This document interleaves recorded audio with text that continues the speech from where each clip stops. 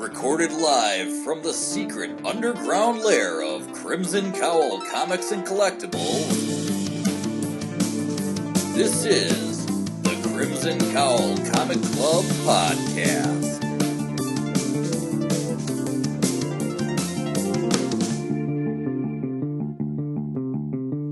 The following issues may contain spoilers. Our friend Spider-Man saves cats sometimes. I'm Anthony. I'm Kerby. And I'm Katie. Welcome to issue number 286 of the Crimson Cowl Comic Club Podcast. Every time we record, we talk about comic books. This week's show, we're going to do the one-shot review on Howard the Duck, number 1, which is a 50th anniversary issue. So we're going to talk about that. Then we're going to jump into the weekly reviews. It's where we talk about the books that we've been reading, whether they're new, whether they're old. We're going to talk about them there. And that will be the lineup for our show. So let's jump right into it with the club discussion.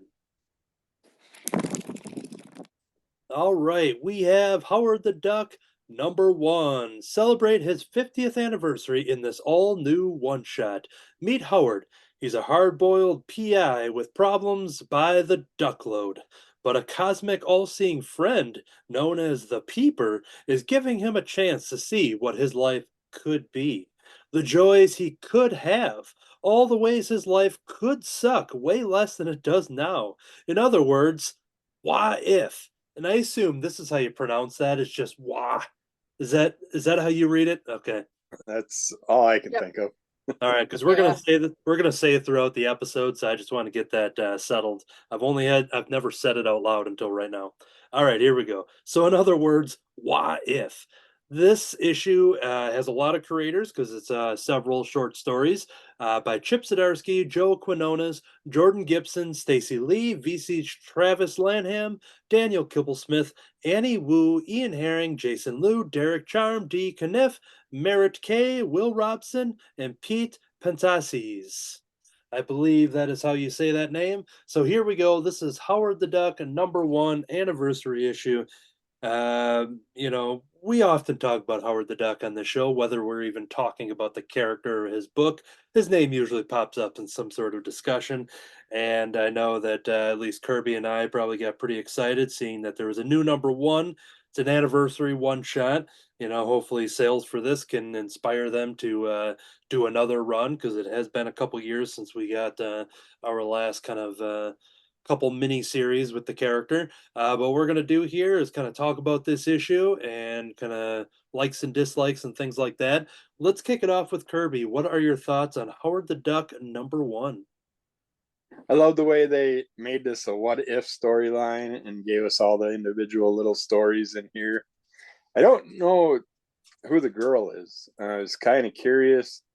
She isn't the same one that's a tattooist back in the early days. So I think it's a different. I think she was a tattooist in the Chip Zdarsky Joe Quinones run. I don't know if it goes back further than them, but I think she was from. They recently did the omnibus of Howard the Duck. I think she showed up in there for the first time. Okay. Yeah, I have that somewhere, but it's still sealed up. So, I think that's maybe where she started. Okay. But yeah, I love the individual stories. I think the presidential one was one of the most fun ones in here. I like the X-Men, the way they played them through it and stuff. I figured I wouldn't get into that storyline at all. I want to know more about our purple character. I don't remember ever seeing him before. The one that turns Howard into that gives him the X-Men style powers, mutant powers. Yeah. So I want to know more about that character, what abilities he has and stuff. But yeah, this is fun. The Beaver character, I got to go back and find that issue. A story of the Canadian Beaver. I just need that origin story now and find out what happened with them in that back then. That was in Generation X number 25. Where Howard lit him on fire with a cigar, and I have a ton of Generation X comics, so I probably have that issue. So yeah, I just haven't read those, many of them. So yeah, I want to go back, and I like how they did in the back where they gave us, I mean, where they gave us the list of where all the storylines basically originated from. That was nice for them to do that, so you can fall back to it if you need to. And I'm not going to spoil it, but I love the little Howard's little changing, his reappearance.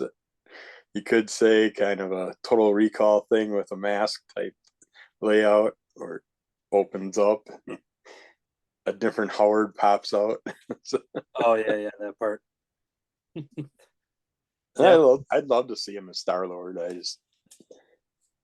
I would like that for Guardians of the Galaxy. Yeah, as I was reading those Guardians run, I read most of the stuff that they were referring to, but I think out of all of these, I really love the Guardians one because I did like that era where Marvel Comics was in a moment where they weren't doing much with the Fantastic Four, and a lot of it had to do with the fact they didn't have the movie rights, so they did a Secret Wars story that kind of set them off and kind of ended their story for a while. But they put Johnny Storm into the Inhumans, and then they put Ben Grimm into space with the Guardians of the Galaxy.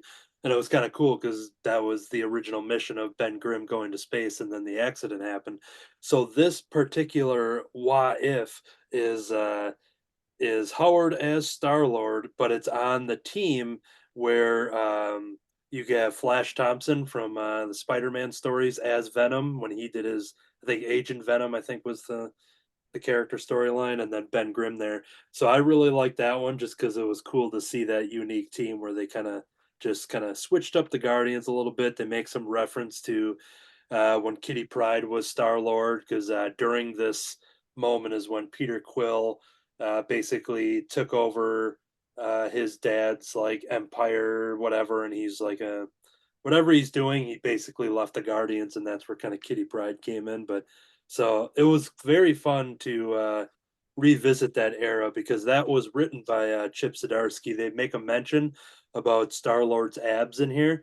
And that's like a whole thing that played into Chip's story to the extent where I brought that issue up to Chip Zdarsky at a Comic Con, and I actually had him draw abs like on in the book. So like because there's shirtless Star Lord in all of those stories, so I had him like take his marker and he drew some ab lines and stuff, and so seeing that they pretty much gave Chip Zdarsky like creative control, like what feels like orchestrating this one shot, getting to play with a lot of stuff that he kind of set up and created. It was fun to kind of revisit that within this one shot. So, but yeah, so that was my main highlight was the Guardian story. Let's jump over to Katie. Thoughts on Howard the Duck #1? Yeah, I actually liked this way better than I thought I would. I read it for the club today, so we'd have a quorum, and because I have read nothing else. But I actually really enjoyed this quite a bit. I thought it was funny.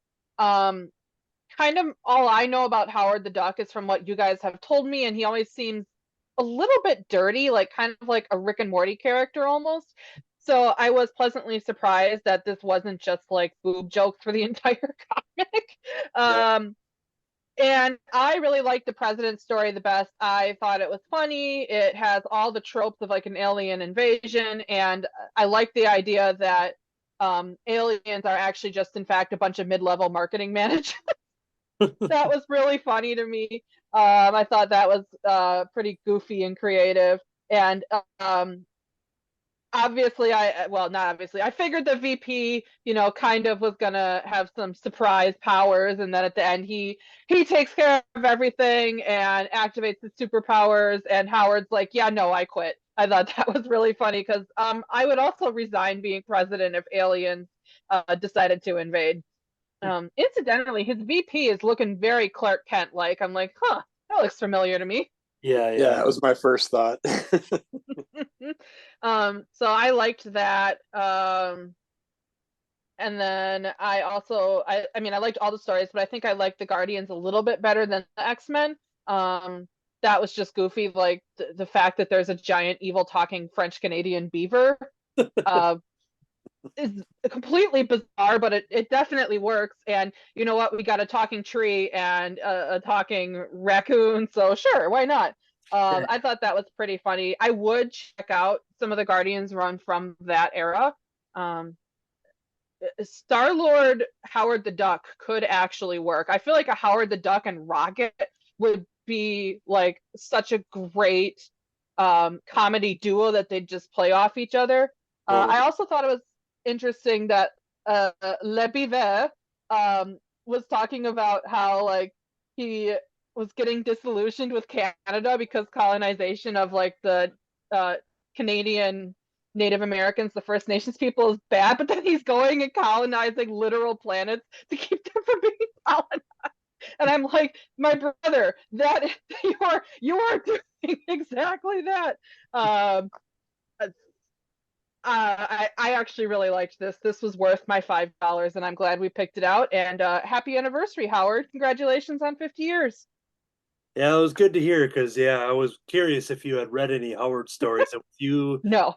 You definitely assessed it correctly, assuming that, it could be a very dirty character. Because I think a lot of the early stories, especially with the era that they were made in, is definitely like the anti Donald Duck. And like he was even drawn to a point where I think there was some legal thing where they had to change up the design because he just looked like Donald Duck. Oh my God. And now that Disney owns both, they could totally do that and ruin all of our childhood.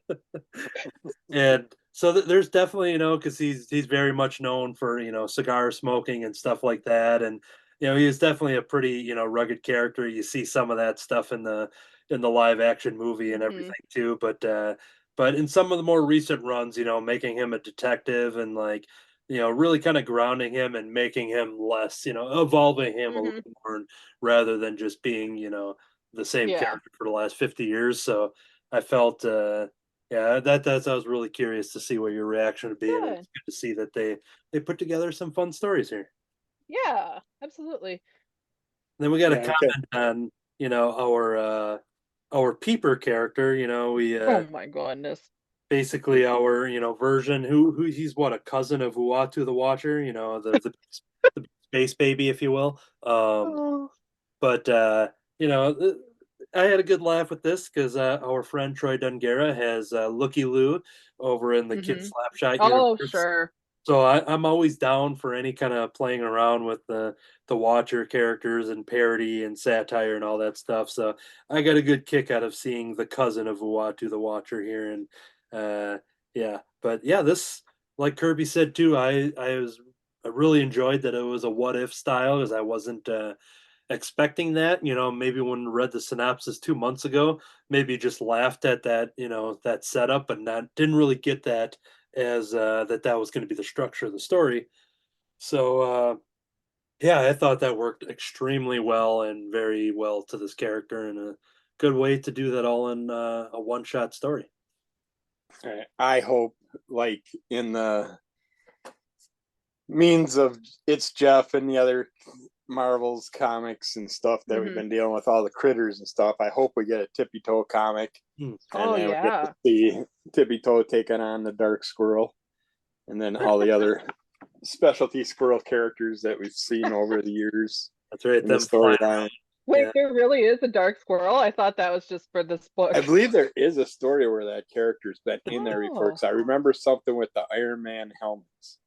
There's something with the Squirrel Girl Howard the Duck crossover or something that there was something going on. Yeah, because during the Marvel Now or all new Marvel Now era, both Squirrel Girl and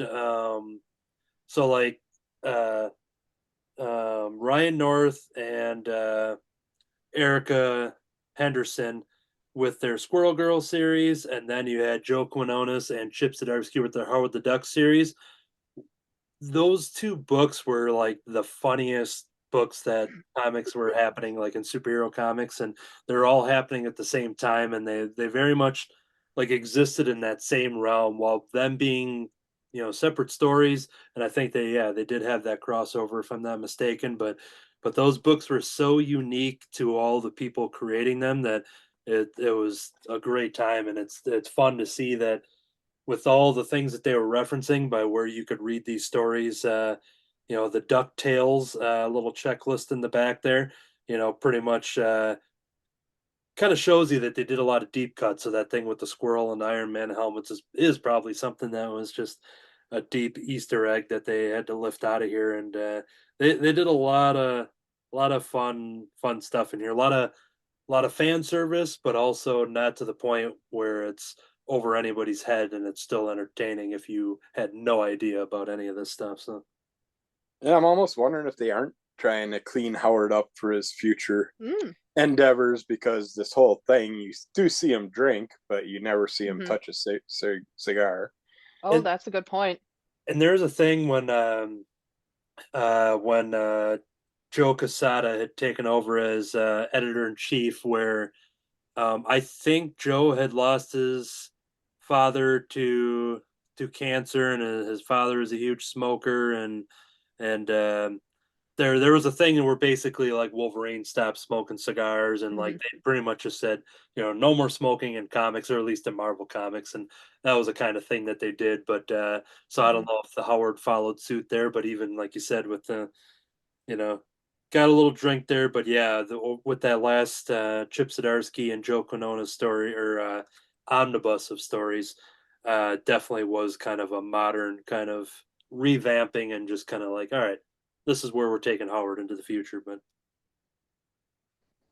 yeah, highly recommend those series that we talked about. Like I said, there was a recent omnibus that had come out. If you have Marvel Unlimited, I'm sure they're all on there. But if you like this, that's a good example of a lot of fun that they've had with these characters. So, all right, I think I give it 5 out of 5 feathers. there we go. Yeah, very appropriate, I'd say. So yeah, that is going to do it for that one shot. Hopefully, that inspires them to do some more. For upcoming club discussions, we'll have our final issue of Marvel Unleashed #4 that had come out a while ago, but we were playing catch up, and then we had a bunch of one shots in there. So we'll come up with Marvel Unleashed #4 in a future episode. In January, we will continue on with possibly the last arc of Once Upon a Time at the End of the World. We have a one shot for Twas the Night Before Christmas, which at the time of this recording just came out a week before Christmas, but due to scheduling and people getting copies and everything, that might be one that will either be for a New Year's episode if we do one, or a early January. We'll see. And then a brand new comic that we talked about on the last episode of our Crimson Cowl Comic Club is Tales from the North, The Dungeon, the comic that David Gloyd and David Gloyd II were on this very show to talk about. Fellow club members of ours went ahead and created a book. They have webcomics on crimsoncowl.com with chapters with these characters and stories inspired by David Gloyd II's RPG campaigns. And they went ahead and got this physical printed brand new story. This story cannot be read online, but you can get some chapters to expand the story online for free. But yeah, there's print copies here. They had it at the Madison Mighty Con, which we'll probably talk about at some point. I'll talk a little bit about it at the end of this episode, but we are going to have try to get both Davids on again and review this as a club discussion as well. But if you are interested in getting yourself a copy of Tales from the North, The Dungeon, the first ever comic book printed from Crimson Cowl Media, then reach out to Crimson Cowl Media. We have all our social media handles in the show notes and at the end of the show, and we'll be doing a final plug for this later on.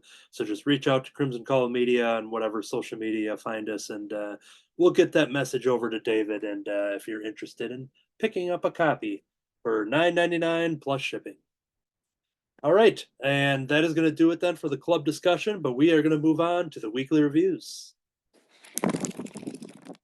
Welcome to the weekly reviews. I'm going to kick it off with Archie Christmas Spectacular #1 from 2023. This includes a brand new story called Christmas Chaos.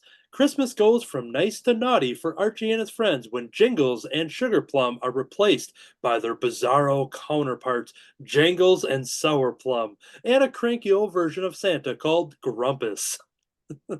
All that plus more holiday hijinks. The main story is done by Tom DeFalco, Holly G, Jim Amash, Glenn Whitmore, and Jack Morelli. And the rest of the stories are older reprints of Christmas and holiday related Archie comics throughout the decades. So I always pick these up. They do these one shots, leading with a brand new story, much like their digest. Always a good time. And yeah, this one was pretty fun because it did bring these new characters of doing the bizarro versions of Jingles and Sugar Plum with Jingles and Sour Plum. And there's a little commentary in the back by Mike Pellerito, he's the editor in chief over at Archie, and he talks about the idea of how they were inspired to bring these characters into the book. But yeah, so this is a fun little story where Archie and the gang are setting up for basically this holiday gathering, as they're calling it, and it's in the school gym, and everybody's getting ready, but then there's this dark character in the background that is wants to wreak havoc on this happiness, sets off some fire alarms, and rains on their parade, if you will. And that's where our brand new characters come in. Since these stories are often 4 or 5 pages, this is all I'll show and talk about on this one, because it's just kind of the intro, basically expanding on our synopsis there. But seeing Sour Plum and Jangles come in there and having that grumpus, shadowy character in the background, I just love it when Archie Comics brings in any of the supernatural things to the point where it's still part of their canon. Like, it's not like you wake up and it was all a dream, because there's literal, like, elves and fairies and all this kind of stuff that these kind of characters have always been part of Archie lore. We talked about Cosmo, the alien, and all that kind of stuff. And I always love that they just kind of double down and embrace those kind of stories where they're just like, oh yeah, this is just kind of the stuff that happens. Sabrina, has been there since the 70s or the 60s, and witchcraft and everything, and they still seem to make it work within this, this teenage comedy, small town drama. So yeah, definitely a very fun lead story. A couple of the other stories, let's see here. You have going back, you've got Archie and the gang that are taking out basically babysitting for the holidays, and it brings in the Jughead's younger cousin, Souphead. I think we probably talked about Souphead a couple times, but he basically looks exactly like Jughead, dresses exactly like him, has the same expressions of him. When you go back to the 1940s Archie comics, Souphead is even funnier because he's still like Jughead himself has like the face of like a 50-year-old man when he's in high school. Like, the way he's drawn, it's very just like old school and stuff. And Souphead, who's supposed to be much younger, has that same, like, they just both look like 50, 60-year-old dudes that are, supposed to be teenagers and younger. So, but now when they've had Souphead in the stories, they made him a little more kiddish and, a little more on par. But yeah, so that's a fun story where they're basically in the mall, just kind of trying to wrangle these kids. You got a story with Jinx Malloy, who is the character that kind of possibly spreads around bad luck. So we see this character going around during the holidays, and Veronica dropping presents, people crashing cars, all of this stuff that happens that could that may be the cause from Jinx Malloy for being bad luck. But there's a fun little moral to the end of that story there that's fun. But while this is all fun and dandy, there is one other reprinted story I want to draw attention to. A Betty and Veronica story called All Wrapped Up.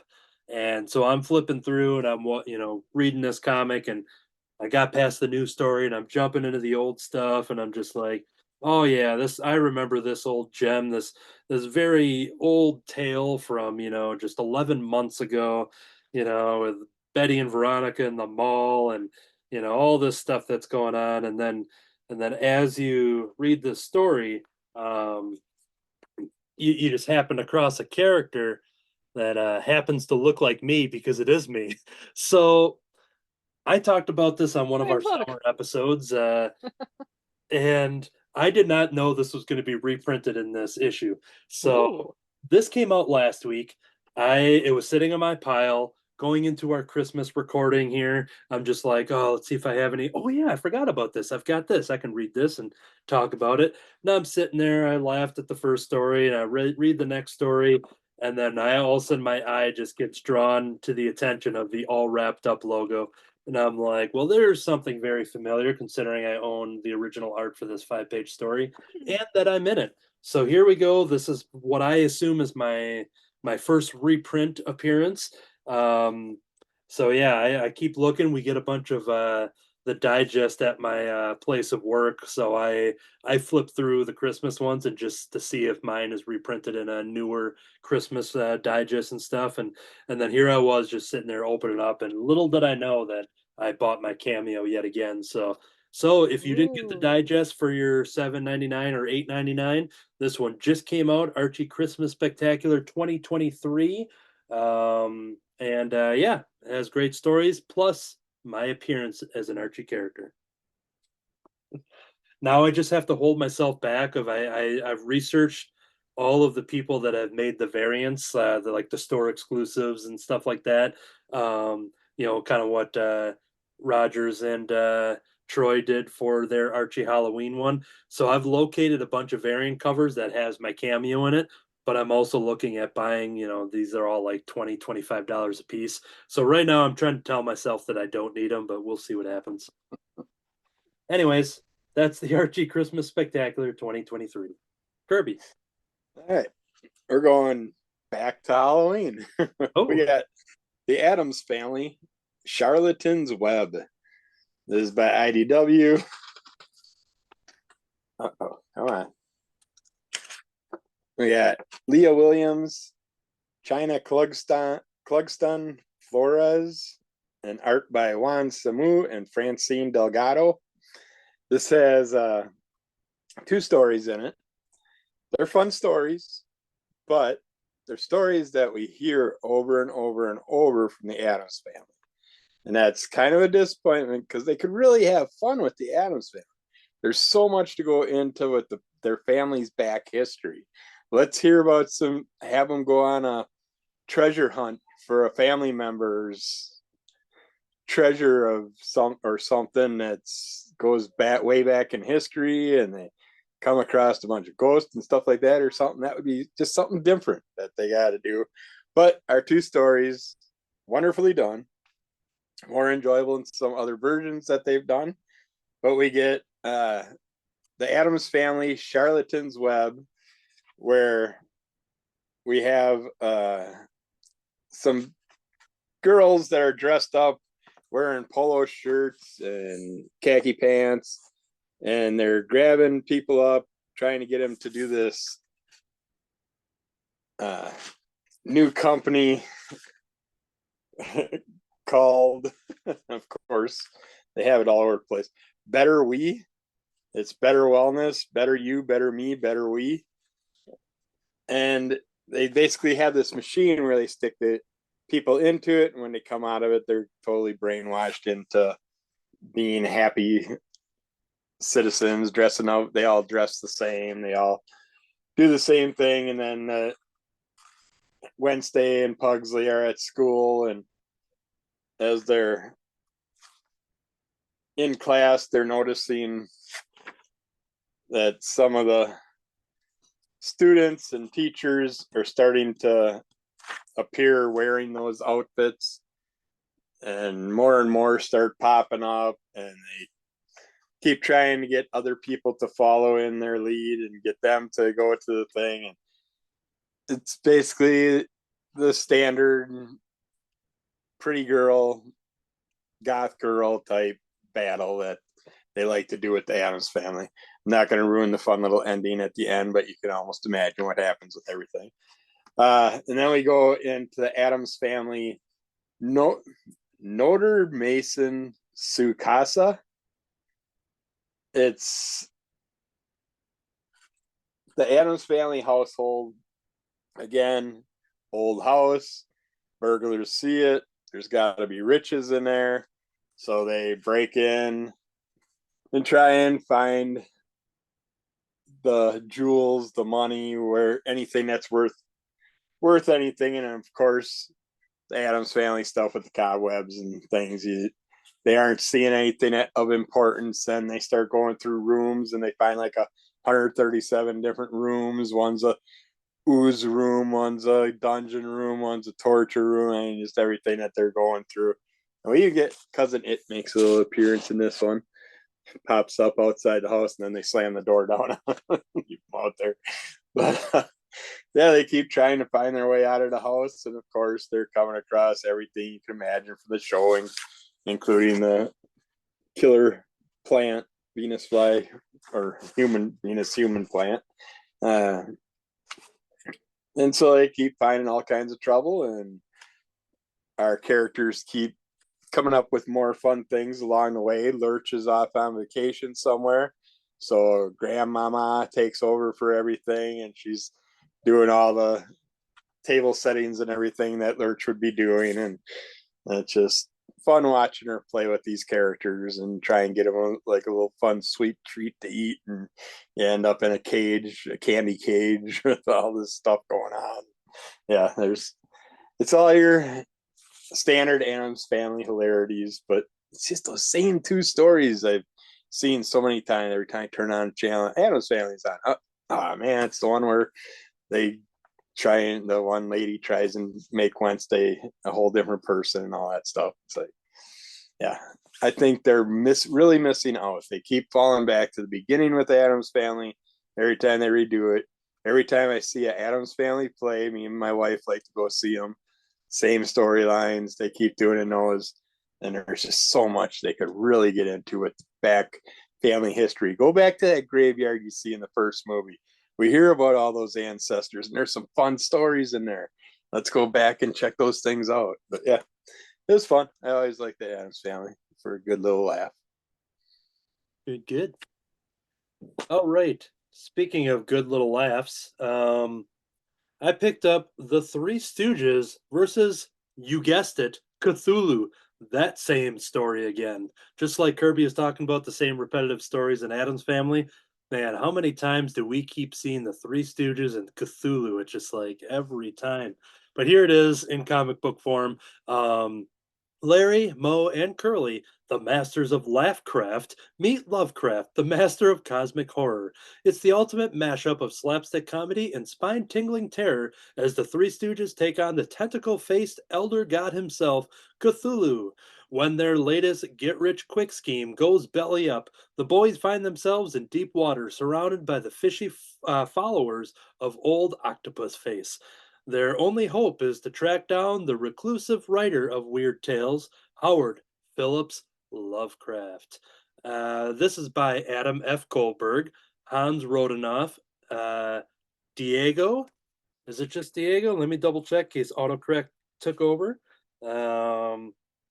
Okay, Diego Tapie. Tapie? Tapie. Can't blame me on that.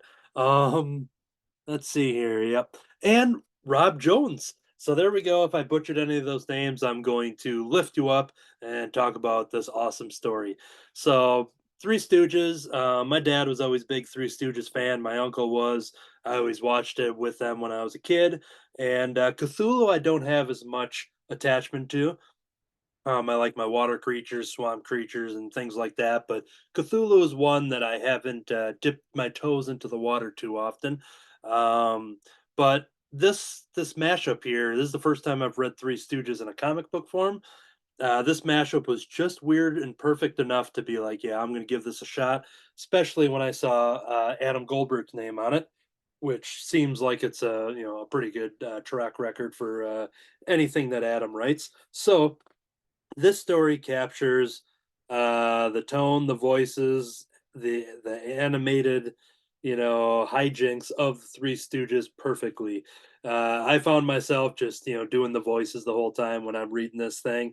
They do a lot of all of the classic words are in there with certainly, like that's in there, and just like, hey, you numbskull, like all of the classic like go-to insults, names, words, vocabulary. The entire dictionary of the Three Stooges is littered throughout. This story is about them basically sitting there trying to fish. They're out there on the pier fishing.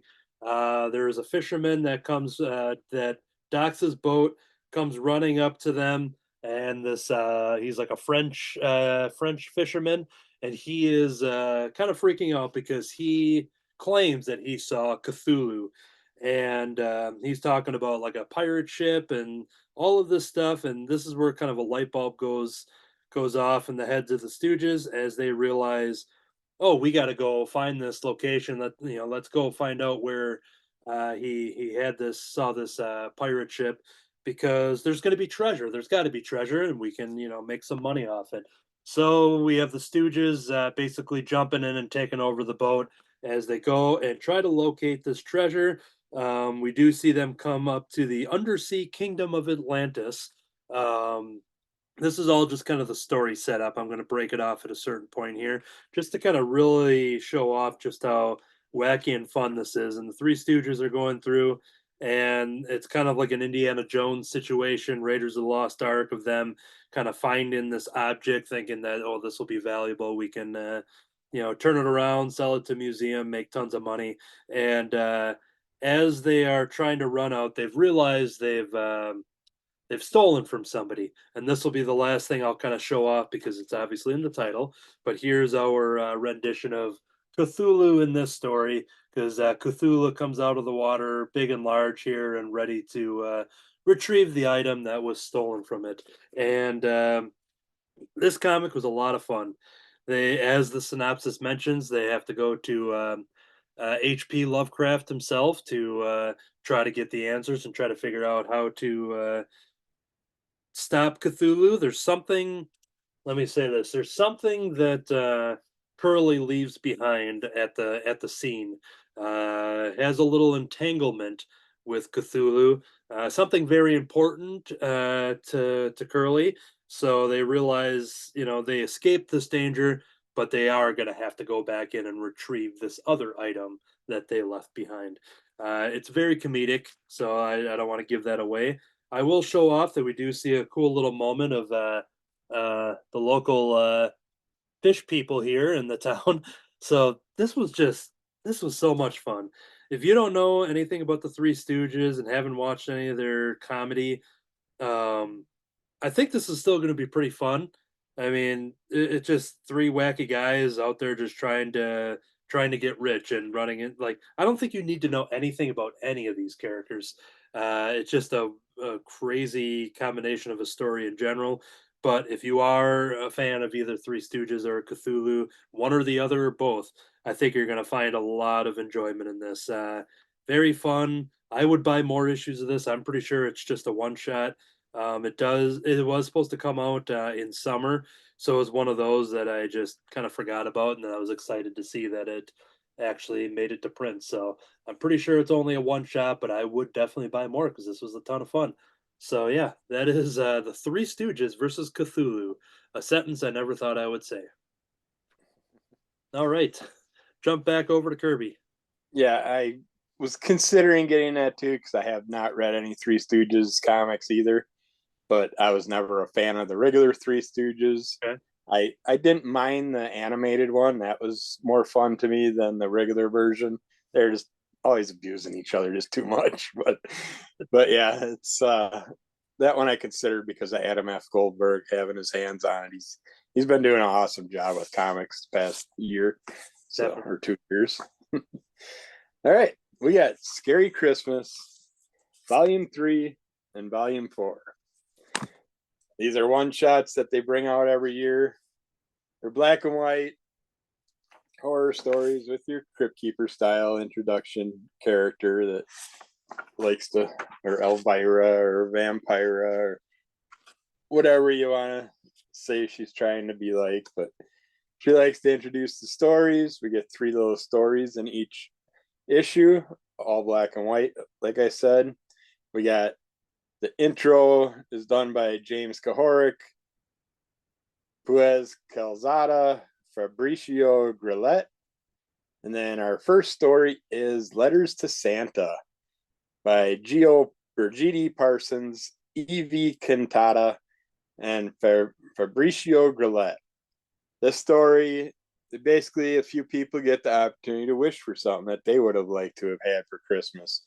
And it's ends up that these 3 characters go to this house. I don't know why they're at this house, but they see this mailbox that says letters to Sa. And so they're like, fun, letters to Santa. I've seen these before. Everyone, write down what you want for Christmas and let's stick it in the mailbox. So they stick it in there, but they don't realize that the mailbox really says letters to Satan. So they give it to him. I'm not going to ruin all the stories, but basically, like, you get there, one character wants a razor and he starts shaving his beard, cleaning himself up, and scary Satan Claus happens to pop up and help him out with using the razor and slits his throat. But yeah, so basically every present you ask for is going to bite you in the ass in the long run. But I mean, these are quick, short stories, relatively simple. I mean, a lot of them I'm kind of like, well, you wrote that in a couple hours. It's like, didn't put too much effort into it, but there are some really fun ones also. But the basic ones also, they have nice little twists and stuff. Yet I Saw Daddy Killing Santa Claus. This one's done by Alexander Benchita and Fernando Souza. This one, you also get, well, you get a kid waiting for, he sees Santa in the living room, comes downstairs, and his dad just so happens to be in the kitchen with Santa and shoots Santa. And the kid sees it. Well, he's telling everybody. He wakes up his mom, who's passed out drunk on the bed. She's all, you got bottles and things all over the bed, so she's a wasteoid. And he's trying to show his mom that dad shot Santa. His dad's telling him, no, I shot a deer and I'm cooking deer for Christmas dinner tomorrow. And he's already starting at like 2 a.m. A cop shows up and he's like, what's going on? And he gives him the spiel and everything, but eventually we find out things that are going on, and Santa ends up in an interesting place in this story.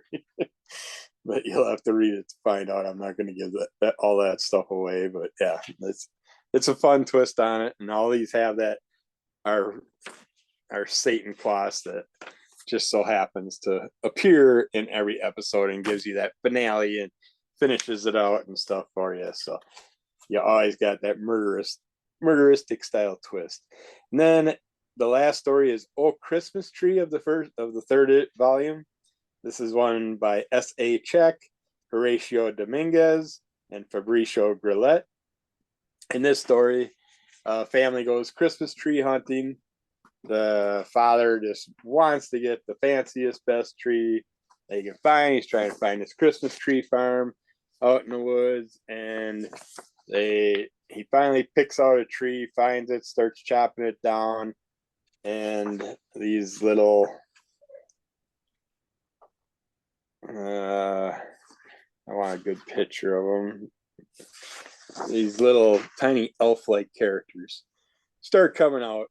And they're like, you're ruining our home. You're trashing our house. And so one guy knows the Norwegian tale about these characters and explains to the old man that there's something in the story about they're afraid of fire. So they start building a fire by chopping down more trees and stuff, which is damaging more of the elf's home. And so you can imagine they're getting more and more irritated. And there happens to be a certain family member that's a key character and highly interesting in that storyline also. So, but yeah, all things come to a bad end in these stories. Then our fourth volume, we have how much is that doggy in the window by B.D. Parsons, Andrea Arcari, and Rob Jones. This husband and wife, something happens. The husband loses his job. Don't have no cash. Christmas is here. Promise the kids they're going to have an awesome Christmas. Well, they're not going to be able to have that now that dad doesn't have a job anymore. So they have the keen idea, let's go get a pet. So they go get this cute little puppy dog from this pet store. And the lady says, well, she gives him is nice and gives him a free 50-pound bag of food and says, no matter what, feed him. Because if he doesn't eat, he gets very angry. And this, what he turns into, I mean, you kind of got werewolfish forms.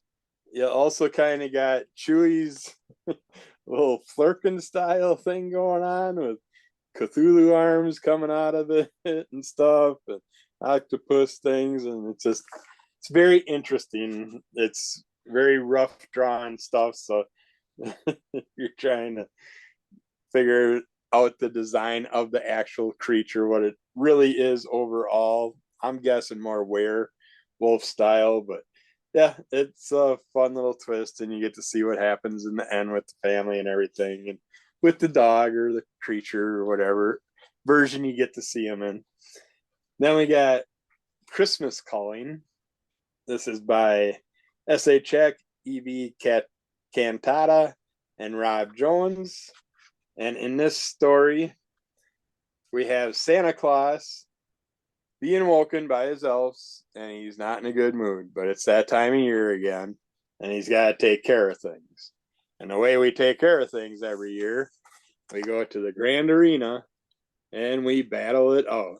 Every type of Santa Claus in the world gets together and battles away. And Santa, since he's won the last 100 years, he gets to do the final battle while everybody else is dealing with their things. One of my favorite one was there's a stickman Santa called Tio de Nadal, and he's battling Dead Moroz, the Russian Santa. And while they're battling, our wooden tree looking Santa goes flying upside down. He just happens to poop on the Russian Santa during the battle. But yeah, it's a very interesting story, and this was my favorite story of all of them, I would think. And I cannot even show a character to give that final twist away. And then our final story is Changes by Constantine Paredes, Horatio Dominguez, and Rob Jones. And in this story, we have a kind of like a witch character. She's trying to protect herself, sets up the circle on the floor to protect her from any beasts that are coming, and all of a sudden these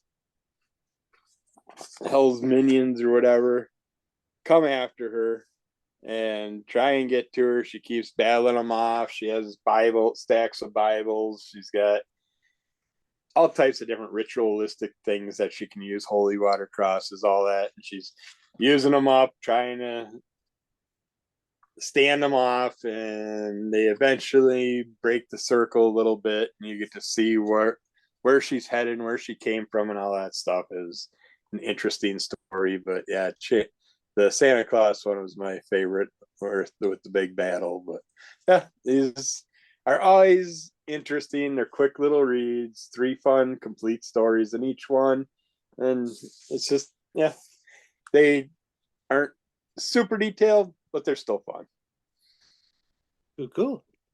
All right. I am talking about Cindy and Biscuit, We Love Trouble. Meet Cindy and Biscuit, a girl and her dog. People, even her mom, keep telling Cindy she's weird, that she's got a morbid, overactive imagination, but if that was true, why would she keep encountering all these monsters, ghosts, and aliens in real life? Watch Cindy and her fearless four-legged best friend get into all kinds of trouble as their little coastal town seems to have a preponderance of werewolves, undead mermaids, dimensional portals, alien invasions, and worse. It's dark out in the woods. Luckily for all of us, Cindy is the action hero we needed just in time to save the world a few times between now and detention. This comic is done by Dan White.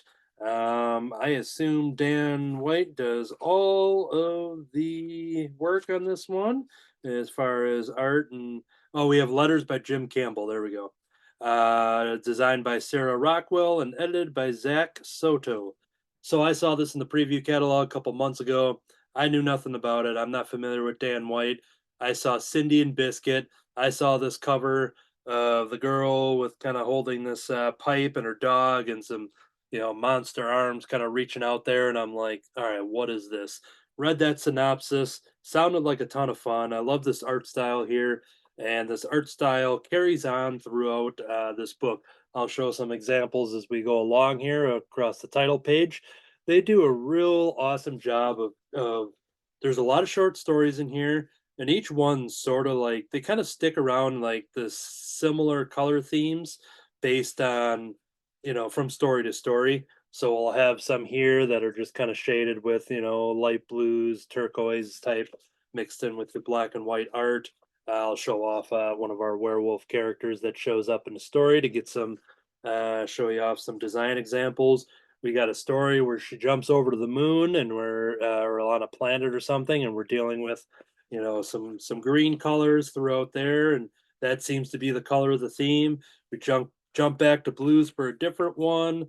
Then we get a completely different one here, a flashback scene, her younger with the dog, and that's when we start bringing in some orange and yellow. So like each kind of individual story, they kind of just kind of are colored with specific ones each time.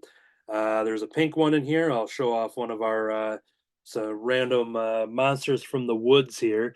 So Cindy and Biscuit, young girl and their dog. You definitely get this vibe that all right, these characters are best friends. You see a little insight on her school life, and it doesn't seem that she's too popular. She's kind of off in her own world. You kind of get the idea that her mom rather is she's very busy running the household and can't quite deal with Cindy always getting in trouble. The only thing that's interesting here just it'll make for an interesting reread. I'm not sure if this stuff is happening, kind of like an I Kill Giants um, setup where the monster battles are all like fake and in their head, or if this is actually happening. Like there's one of the stories in here where Cindy goes missing, and so the humans in this character and her mom and everything are experiencing this, that her daughter went missing, and there's posters around town and stuff. So stuff that's she's these adventures she's going on have some realism to them, but I'm not sure yet. I don't know if I was reading it that closely to get if this is actually happening for real, or if there really are monsters. But it's pretty entertaining nonetheless. I think if you're a fan of I Killed Giants, Kelvin and Hobbes, you kind of get that idea, because once again, it does have a lot of imagination to it. I just don't know if it's an actual real world. Show off another design of one of our monster characters. There's a lot of really unique character designs here, and the stories are really fun. And yeah, so I guess that's all I can really talk about there. I did a little research on Dan White. Went to their website because I was looking like, all right, where did this come from? I don't know anything about these characters, and this is a collection of stories. And it appears that in the UK, that Dan White has done possibly zine formats, maybe web comics. On his web store, there is very few things to pick up, and I have some things in a shopping cart. I got to send a message off to him and see if there's going to be a reprint on anything, because he also has a horror anthology. I don't have any art beyond the cover that the cover image I saw on his website, but it's called Sticky Ribs, and I just thought that was a great like title, and it's a horror anthology. And I loved everything from Cindy and Biscuit, so I want to check out some of the zine formats. I don't know if I'm then rebuying the stuff that's in here. I don't know that much, but I know enough that I want to buy them either way. So yeah, I'm definitely going to explore Dan White's comic cartooning career a little further. This was a great example of the work they do, and it was a ton of fun and real quirky stuff. Big time fan of this, and if there's more of it, I will definitely buy a volume 2. So there's Cindy and Biscuit. We Love Trouble, and there isn't a volume 1 written on here, so maybe they'll just all be subtitled if there is more. But I always kind of look at that to be like, all right, is there an end game? Is there a long game being played where they're setting up a series? But get it here first, and maybe we'll see more. Cindy and Biscuit. Cool. All right. We got some newspaper style comics. After Anthony talked about Mort Walker last week, it just, my mind's been on Beetle and stuff. And just so happened yesterday when I was at an interesting little bookstore in Sheboygan, Wisconsin, they had this $2 Beetle Bailey comic that I picked up. This is issue number 521 from 1953. Ooh. And it's still held together, and I always like to pick these up if they're not completely shredded. I mean, it's hanging on its last threads, wanting to fall apart, but all loved. Still will get lots of good use out of it. It's fun because this is when they still had the muffin top style hats that they were using, and Sarge just, it's not the Sarge in the newer Beetle Baileys. He's a more friendly, he must not have been put through the ringer as bad yet, and Beetle doesn't drive him completely insane. The last story, yeah, Beetle drives him, irritates him a little bit, and he kind of chases him off with a garden hose and stuff. But the rest of the stories, Sarge is a pretty nice guy in here. Sarge gets demoted in one story, and Beetle just accidentally gets the extra stars on his jacket and gets to put Sarge through the ringer and make him do things. He has him cleaning stuff, cleaning bunkers, cleaning things outside, doing landscaping work, doing washing stuff for him. He sits there and has Sarge take a break, and by taking a break, that means sit down and peel some potatoes while you read some army literature and learn some things, and basically doing what he does to Beetle, but just 10 times worse. Beetle just has to push it to the edge. We get a fun story in here where a general or a corporal ends up leaving his rental unit, and when he leaves his rental unit, lots of other people are looking for a rental and they can't find it. The girl starts moving in, the couple moves in, they're all going into his apartment because all kinds of different people told him he's gone for the next couple weeks, go ahead, use it. One guy that works at the hotel tells a homeless guy, and he gets all his homeless friends. Sarge finds out about it, he goes there. One person's in the shower, one person's cooking, and they all end up clashing together eventually throughout the stories. But yeah, lots of fun stories throughout here. It just, seeing the characters, the head characters, the corporals, the generals, Sarge, and all that, the way they treat each other, the downline and stuff, completely different from the 50s comics to the 70s comics. There's a big shift in who has more command and who's angry over everybody else. And I love the general. He's one of my favorite characters, him and the dog.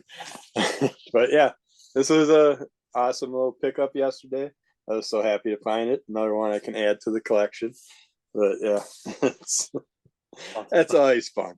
And then my wife, we stopped at St. Vincent de Paul.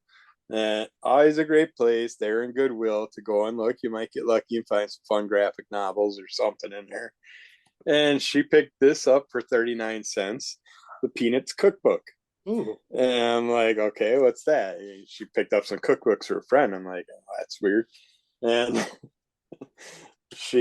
I start going through this, and it's really fun how they did this, because you get a recipe and then you get a little 4-panel story with each recipe that comes in here. And these were some of the funniest damn Peanuts stories I've ever read, because Peanuts can be really boring. I got big books of them. You can sit there and go through about 10 pages before you find one that you get a little giggle out of, because they're always just picking on the blockhead.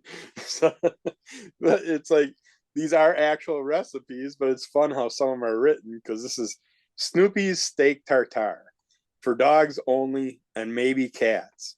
Use 1 pound of ground pet meat, like, and then 1 raw egg and a dash of salt, and then you just combine it all and you got your tartare. But the story is Charles coming up to Snoopy with his food. He says, "Guess what, Snoopy? I did something that will help make your fur shiny. I mixed a raw egg in with your dog food." And Snoopy's like, "I feel sick." It's like, what are you doing to me? But yeah, all these different recipes. They got the fun different. Now let's see if I can get that page back. I don't want to go to each individual one. You got Beethoven's green beans with bacon. You got Blockhead banana peanut butter cookies. Charlie Brown's brownies. Charlie Brown's brown rice. Divine Divinity, donuts for dunking, Everybody's chocolate soda, Franklin's jam tarts, Good Grief wilted lettuce salad, Linus lemon pineapple carrot salad, Security split pea soup, Security cinnamon toast, Schroeder's chocolate sauce, and it's just Lucy's lemon lollipops. It's just there's just lots of fun ones in here. And it's just, yeah, I was very surprised. 39 cents, couldn't go wrong. And I'm like, did you get this for someone? It's like, I want to keep this. I really like this. So yeah, Peppermint Patty's prune whip. It's just, yeah, definitely worth it. It was fun. So yeah, Peanuts cookbook. I'm currently hunting on eBay and putting in a couple favorites here to see if I get any deals back. But definitely, it's way more than the price you paid. So Well, that's cool. and Yeah, I mean, I know. way more. I mean, yeah. I did find one because it looked like, is that a hardcover one? Yep. Okay, because there are paperback editions. But there's another one here that's a hardback, and what's funny is that this one has 20 cents written on it. So it's just funny that like a lot of people seem to be, but this one's listed for like $10. But the one that you have there's one that's like around like $20 or something, the asking price at least. But yeah, I still won't sell it. I like that. I know I've got a friend who loves the Peanuts, and I'm going to probably buy 2 copies so they can have one too. Yeah, and then we were the first little bookstore that we stopped in Sheboygan too. It had a little stack of the smaller Peanuts books and stuff like that. It's where I picked up the Far Side book. It's like I want to go back and go through all those now. So. Yeah, after talking about the Beetle Bailey stuff, I picked up some more digests that I didn't have. I went through my list and like, well, let me try to get out every one of them. So good stuff. Can never have enough comics, right? Yeah, they're always good for just throwing in your back pocket, take it wherever you're wandering around, leave one in the car. That's exactly what I do. I keep one where, have one at work and break, late truck, things like that, being like, all right, gonna read some Beetle Baileys. Yep. Alrighty. Cool. All right. Well, that is then going to do it for our show. If you want to find out more about the Crimson Cowl, you can go to crimsoncowl.com. There's info and original webcomics on there. The webcomics are once again created by David Gloyd and David Gloyd II, based off of the David Gloyd II's RPG campaigns. And very recently, they came out with their first printed comic, Tales from the North, The Dungeon, a future club discussion here on the podcast. But you can get yourself a copy of this by reaching out to Crimson Cowl Media in many ways. You can go to, can't reach out to us on iTunes to get the book. So let me save that plug for the end here. How about the Crimson Cowl, all one word, on Instagram? We don't often advertise the Facebook, but that is actually a more direct way to reach David, through Crimson Cowl Media on Facebook. And then, of course, Crimson Cowl Comic Club at yahoo.com. If I get any of these messages, if people are looking for this book, I will forward that over to David, because we kind of split the duties on what we run for the social media. Crimson Cowl Comic Club on iTunes. Subscribe, rate, and review. Crimson Cowl Comic Club on YouTube. If you are listening to the audio version and you want to see the stuff that we've been showing off and talking about, there's always a lot of fun show and tell thing. Sometimes animals pop up on the screen. This episode, I had a couple Beetle Bailey figures walking across my screen. You can only see that by subscribing to the YouTube version. Crimson Cowl Comic Club over on YouTube. Kerby has a spin-off podcast called Under the Cowl of MS. Anything you'd like to promote that just came out or on the horizon?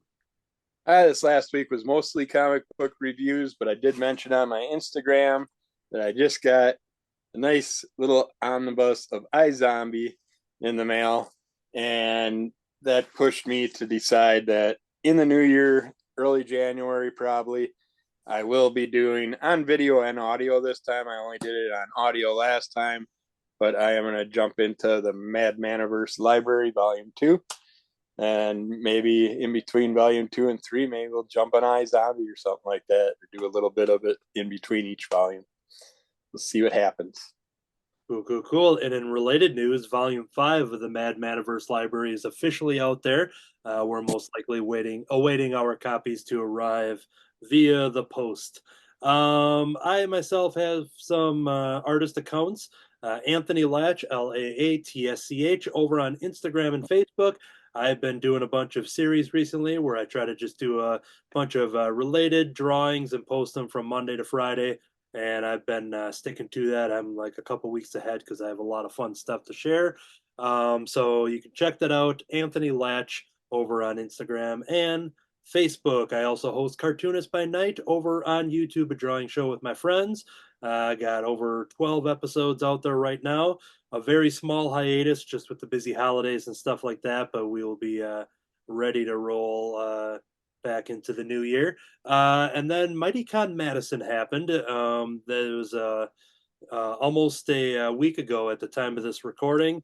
It was definitely a lot of fun selling art, meeting all of the new people. All the customers that I had at my table were all strangers except for one. There was a couple that had come in, a family that used to shop with us over at the Crimson Cowl storefront, and it has been a couple years, and it was super cool for them to show up and support us, buying some art from my table as well as both of the Davids. I'm pretty sure they picked up a copy of Tales from the North, The Dungeon. But yeah, so that was pretty cool to see that happen. Meeting all the people there, and revisiting Yasmin and Greg Schmidt and Amy Riguti, who we had on our MightyCon Recap Milwaukee episode. That's only on YouTube. But yeah, it was a lot of fun, and we are signing up for the MightyCon Milwaukee, which I believe is February 10th, coming in 2024. So yeah, we are going to have a presence there as well for Crimson Cowl Media. So it's a lot of fun, and got some other things in the work to expand the art into next year. That is going to do it then for this episode. This whole time, I've been unleashing my tail feathers. I've been quacking it up with Beatles and Peanuts at the Addams Family Scary Christmas. And I've been having fun at the X-Men pool party. To be continued. What?